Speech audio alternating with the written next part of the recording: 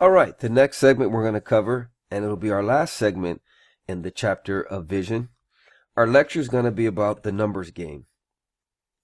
When a youth ministry has a vision or a goal, it will help the youth leader or youth pastor not to get caught up in what I like to call the numbers game.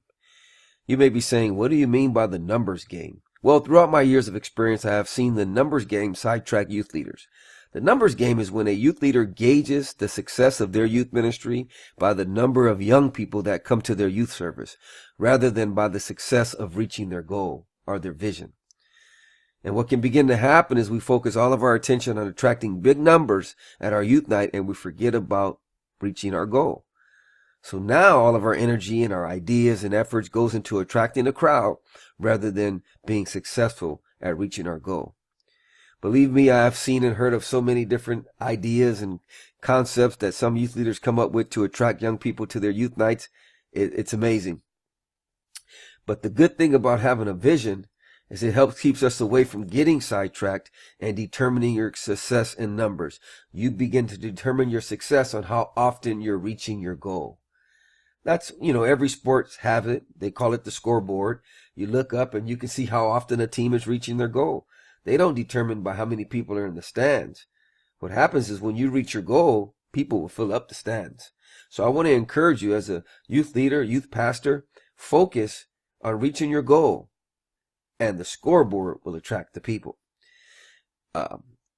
It's very important. I don't know if I can emphasize it enough, because I've seen many youth leaders, they want to get numbers. But let me tell you something. Numbers come and numbers go. I mean, even Jesus, when he fed the 5,000 with 5 loaves and 2 fish, there was a big crowd. But then he began to preach on commitment, and many left.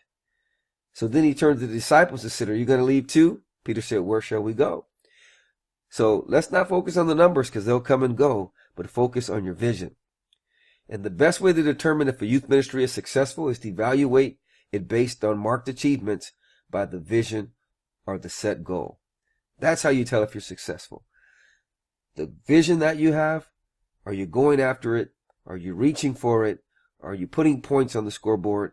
Are you able to celebrate with your team, even though you might have numbers and you might not have numbers? That's great. But the main thing is to reach the goal of your youth ministry. And if it is to build a strong sending youth ministry, and you're doing that, whether you got 5,000 or 500 young people, as long as you're accomplishing your goal, then you're on the right track. Okay? So I encourage you, don't get caught up in the numbers game. Stay focused on your vision.